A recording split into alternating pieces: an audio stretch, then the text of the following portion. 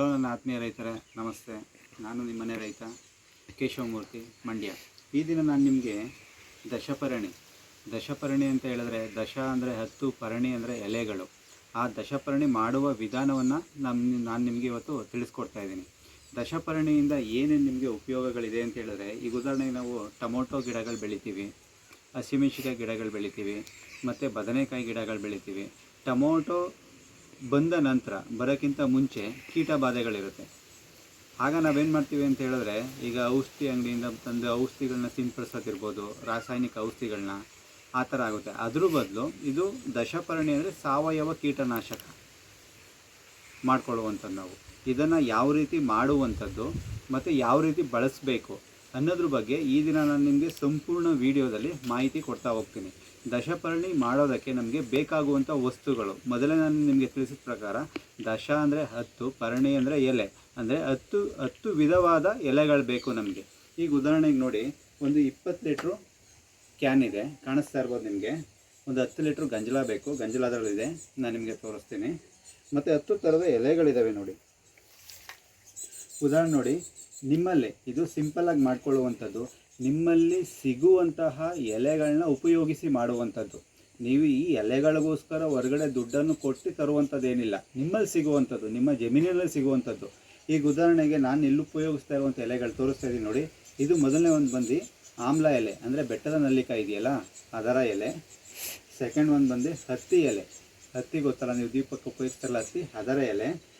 Third ಒಂದು ಬಂದು ಇದು ದಾಸವಾಳದ ಎಲೆ ನೋಡಿ. ಫೋರ್ತ್ ಒಂದು ಬಂದು ಇದು ಹಲಸಿನ ಮರದ ಎಲೆ, ಹಲಸಿನ ಹಣ್ಣು ತಿಂತೀವಲ್ಲ ನಾವು, ಅದರ ಎಲೆ. ಫಿಫ್ತ್ ಒಂದು ಬಂದು ಮಾವಿನ ಎಲೆ ಇದು. ಸಿಕ್ಸ್ ಒಂದು ಬಂದು ಎಕ್ಕದ ಎಲೆ. ಸೆವೆಂತ್ ಒಂದು ಬಂದು ಹೊಂಗೆ ಎಲೆ ಮತ್ತು ಬೇವಿನ ಎಲೆ. 8ನೇದು ಬಂದು, 9ನೇದು ಬಂದು ಸೀಬೆಕಾಯಿ ಎಲೆ. 10ನೇದು ಬಂದು ಸೀತಾಫಲದ ಎಲೆ. ನಮಗೆ ಈಗ ಎಷ್ಟು 10 ವಿಧದ ಎಲೆಗಳು ಹಾಕಿದ್ದೀನಲ್ಲ ನಾನು, ನೀವು ಮಾಡ್ಕೊಳ್ಬೇಕಾದ್ರೆ ಇದೇ 10 ವಿಧದ ಎಲೆಗಳು ಬೇಕು ಅಂತ ಏನಿಲ್ಲ. ಈಗ ಉದಾಹರಣೆಗೆ ನಿಮ್ಮಲ್ಲಿ ಸೀತಾಫಲದ ಎಲೆ ಇರಲ್ಲ, ಅದ್ರ ಬದಲು ನೀವು ಬೇರೆ ಉಪಯೋಗಿಸ್ಕೋಬೋದು. ಇದನ್ನೇ ಹಾಕಬೇಕು ಅದನ್ನೇ ಹಾಕಬೇಕು ಅಂತೇನಿಲ್ಲ. ನಮಗೇನೆಂದರೆ 10 ವಿಧದ ಎಲೆಗಳಲ್ಲಿ ಏನು ಅದರಲ್ಲಿರುವಂಥ ಶಕ್ತಿ ಏನಿರುತ್ತೆ ಅದು ಒಂದು ಕಡೆ ಕ್ರೋಢೀಕರಿಸಿದಾಗ ಏನಾಗುತ್ತೆ, ಅದರಿಂದ ಅದು ಗಂಜಲದಲ್ಲಿ ಮಿಕ್ಸ್ ಆದಾಗ ಏನಾಗುತ್ತೆ, ಅದರಿಂದ ನಮಗೆ ಕೀಟಗಳಿರುತ್ತಲ್ಲ ಗಿಡಗಳಲ್ಲಿ, ಅದು ನಿಮಗೆ ನಾಶ ಆಗ್ತಾ ಹೋಗುತ್ತೆ. ಇದನ್ನು ಯಾವ ರೀತಿ ತಯಾರಿಸೋದು ಅಂತ ಪೂರ್ಣವಾಗಿ ನಿಮಗೆ ಪ್ರಾಕ್ಟಿಕಲಾಗಿ ಮಾಡಿ ತೋರಿಸ್ತೀನಿ ನೋಡಿ. ಇದೊಂದು ಖಾಲಿ ಡಬ್ಬ ಇದೆ, ಇದು ಖಾಲಿ ಡಬ್ಬ ಕಾಣ್ತಾ ಇರ್ಬೋದು ನಿಮಗೆ ನೋಡಿ. ನಂತರ ಇದು 10 ಲೀಟ್ರ್ ಗಂಜಲ ಇದೆ, ನಾಟಿ ಹಸುವಿನ ಗಂಜಲ. ನಾನು ಯಾವಾಗಲೂ ಹೇಳಿದ್ರು ಕೂಡ ನಿಮಗೆ ನಾಟಿ ಹಸುವಿಂದ ಉಪಯೋಗಿಸ್ಬೇಕು, ಬೇರೆದು ಯಾವುದೇ ರೀತಿಯಾದ ಉಪಯೋಗಿಸುವಂಥದ್ದಿಲ್ಲ. 20 ಲೀಟ್ರ್ ಡ್ರಮ್ ಇದೆ. 20 ಲೀಟ್ರ್ ಡ್ರಮ್ಗೆ ನೀವು ಪ್ರಥಮವಾಗಿ ಏನು ಮಾಡಿದ್ರಿ, 10 ಲೀಟ್ರ್ ಗಂಜಲ ಹಾಕ್ಕೊಂಡಿದ್ದೀರಾ. ನಂತರ ಎಲ್ಲ ವಿಧದ ಎಲೆಗಳನ್ನು, ಬೇವು, ಸೀತಾಫಲ, ಸೀಬೆ, ಹೊಂಗೆ, ಮಾವಿನ ಎಲೆ, ಎಕ್ಕ,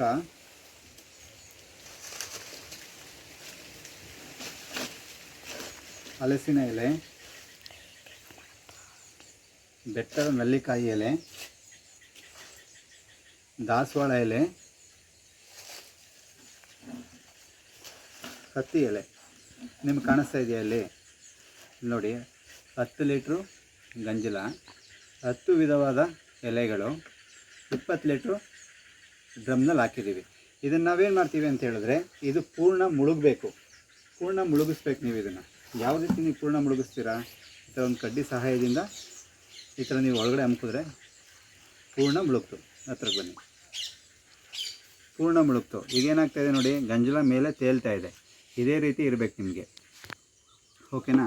ಇದನ್ನು ನೀವೇನು ಮಾಡ್ತೀರಾ ಅಂತ ಹೇಳಿದ್ರೆ,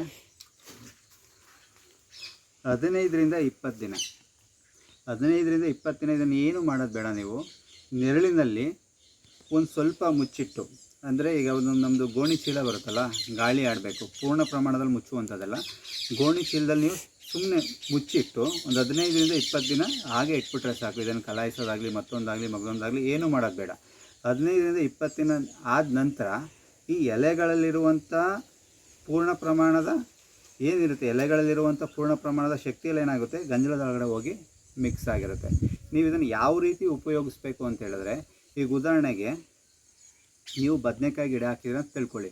ಅದು ನೀವು ದೊಡ್ಡ ಪ್ರಮಾಣದಲ್ಲಾರು ಹಾಕಿರ್ಬೋದು, ಇಲ್ಲ ಮನೆ ಹತ್ರ 2-3 ಗಿಡ ಕೂಡ ಹಾಕಿರ್ಬೋದು, ಏನು ತೊಂದರೆ ಇಲ್ಲ. ನೀವೇನು ಮಾಡಬೇಕು ಅಂತ ಹೇಳಿದ್ರೆ, ಒಂದು ನಮ್ಮದು ಔಷಧಿ ಸ್ಪ್ರೇ ಮಾಡೋ ಕ್ಯಾನ್ಗಳು ಬರುತ್ತೆ.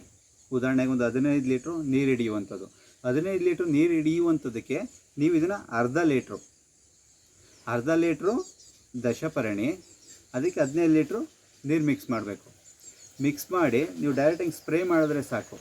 ಆಗೇನಾಗುತ್ತೆ, ಆ ಗಿಡದಲ್ಲಿ ಏನು ಹುಳಗಳಿರ್ತವೆ ನಿಮಗೆ, ಆ ಹುಳಗಳು ಕ್ರಮೇಣ ಕಡಿಮೆ ಆಗ್ತಾ ಬರ್ತವೆ. ನಿಮ್ಗೆ ಯಾವಾಗ ಗೊತ್ತಾಗುತ್ತೆ ಅದು, ವಾರಕ್ಕೆ 2 ಬಾರಿ ಇಲ್ಲ ವಾರಕ್ಕೆ 1 ಬಾರಿ ಸ್ಪ್ರೇ ಮಾಡಿ, ಅದು ನಿಮಗೆ ಕಡಿಮೆ ಆಗೋದು ಆಟೋಮೆಟಿಕ್ಕಾಗಿ ನಿಮಗೆ ಗೊತ್ತಾಗುತ್ತೆ. ನಿಮ್ಮಲ್ಲಿ ಯಾವುದು ಸಸ್ಯಗಳಿರ್ತವೆ, ಈಗ ಉದಾಹರಣೆಗೆ ಭತ್ತ ಹಾಕಿರ್ತೀರ, ಭತ್ತ ಒಡೆ ಬರೋಕ್ಕಿಂತ ಮುಂಚೆ ನಾವು ಒಂದು ಸ್ಪ್ರೇ ಮಾಡೇ ಮಾಡ್ತೀವಿ. ಆ ಟೈಮಲ್ಲೂ ಕೂಡ ನೀವು ದಶಪರ್ಣಿ ಸ್ಪ್ರೇ ಮಾಡ್ಬೋದು. ನೀವು ಯಾವ್ಯಾವ ಸಮಯದಲ್ಲಿ ಕ್ರಿಮಿಕೀಟಗಳು ಬಂದಾಗ ನೀವು ಔಷಧಿ ಅಂಗಡಿಯಿಂದ ತಂದು ನೀವು ಸ್ಪ್ರೇ ಮಾಡ್ತಿರಲ್ಲ ಕೀಟನಾಶಕಗಳನ್ನ, ಅದರ ಬದಲಿಗೆ ನೀವು ಇದನ್ನು ಉಪಯೋಗಿಸ್ಕೋಬೇಕು. ಓಕೆನಾ? ನೋಡಿ ಆತ್ಮೀಯ ರೈತರೇ, ಇದು ತುಂಬ ಪ್ರಭಾವಶಾಲಿಯಾಗಿದೆ, ತುಂಬ ರಿಸಲ್ಟ್ ಬರುತ್ತೆ. ನಾನು ಆಲ್ರೆಡಿ ತುಂಬ ಸಲ ಉಪಯೋಗಿಸಿದ್ದೀನಿ. ಆ ಉದ್ದೇಶಕ್ಕೆ ನಾನು ನಿಮಗೆ ಇದನ್ನು ನೇರವಾಗಿ ಮಾಡಿ ತೋರಿಸ್ತಾ ಇದ್ದೀನಿ. ಇನ್ನೊಂದು ವಿಚಾರ ಏನಂತ ಹೇಳಿದ್ರೆ, ಇದನ್ನು ನಾನು ಮಾಡಿರೋದು, ನನ್ನ ಹತ್ರ ಒಂದು ಸ್ವಲ್ಪ ತರಕಾರಿ ಗಿಡಗಳಿದ್ದಾವೆ, ಅದಕ್ಕೆ ನಾನು ಸಿಂಪಡಣೆ ಮಾಡ್ತೀನಿ. ನನ್ನ ವ್ಯೂವರ್ಸ್ ಯಾರಿದ್ದಾರೆ, ಇಲ್ಲ ಹೊಸ ವ್ಯೂವರ್ಸ್ ನೋಡುವಂಥವ್ರು ಯಾರಿದ್ದಾರೆ, ನನ್ನ ಚಾನಲ್ನ ಸಬ್ಸ್ಕ್ರೈಬ್ ಮಾಡಿ, ನೀವು ನನಗೆ ದಶಪರ್ಣಿ ಬೇಕು ಅಂತ ಕಮೆಂಟ್ ಮಾಡಿದ್ರೆ, ನನ್ನ ನಿಯರೆಸ್ಟ್ ಇತ್ತು ಅಂತ ಹೇಳಿದ್ರೆ ನಾನು ಉಚಿತವಾಗಿ ಕಳಿಸ್ಕೊಡ್ತೀನಿ. ಉದಾಹರಣೆಗೆ ನಿಮ್ಮದು ಮದ್ದೂರು ಇರ್ಬೋದು, ಈ ಕಡೆ ಮೈಸೂರು ಭಾಗ ಇರ್ಬೋದು, ತುಂಬ ದೂರ ಇತ್ತು ಅಂದರೆ ಕೊರಿಯರ್ ವೆಚ್ಚ ನೀವೇ ಬರೆಸ್ಬೇಕಾಗುತ್ತೆ. ಹತ್ತಿರದಲ್ಲಿತ್ತು ಅಂತ ಹೇಳಿದ್ರೆ ನನ್ನ ಅಡ್ರೆಸ್ ಹೇಳ್ತೀನಿ, 15 ದಿನದ ನಂತರ ನೀವೇ ಬಂದು ಕಲೆಕ್ಟ್ ಮಾಡ್ಕೊಂಡು ಹೋಗ್ಬೋದು. ಒಟ್ಟಿನಲ್ಲಿ ಇದು ನಾನು ನಿಮಗೆ ಕೊಡ್ತಾ ಇರೋ ಉದ್ದೇಶ ಏನಂತ ಹೇಳಿದ್ರೆ, ಇದರ ರಿಸಲ್ಟ್ ಹೇಗಿದೆ ಅಂತ ನೀವು ಒಂದು 4 ಜನಕ್ಕೆ ಕೇಳಿ, ಪ್ಲಸ್ ನೀವೇ ತಯಾರು ಮಾಡ್ಕೋಬೇಕು. ಪ್ರತಿ ಸಲ ನಾವು ನಿಮಗೆ ಕೊಡುವಂಥದ್ದಲ್ಲ, ರೈತರು ಅವರೇ ತಯಾರು ಮಾಡಿಕೊಂಡ್ರೆ ತುಂಬ ಅನುಕೂಲ ಆಗುತ್ತೆ. ಓಕೆನಾ? ನೆನ್ಪಿಟ್ಕೊಳ್ಳಿ, ಈ ಚಾನಲ್ ಸಬ್ಸ್ಕ್ರೈಬ್ ಮಾಡಿ, ದಶಪರ್ಣಿ ಬೇಕು ಅಂತ ನೀವು ನನಗೆ ಕಾಮೆಂಟ್ ಮಾಡಿದ್ರೆ ನಾನು ನಿಮಗೆ ಇದನ್ನು ಕಳಿಸ್ಕೊಡುವಂಥ ಪ್ರಯತ್ನ ಮಾಡ್ತೀನಿ. Okay, thank you.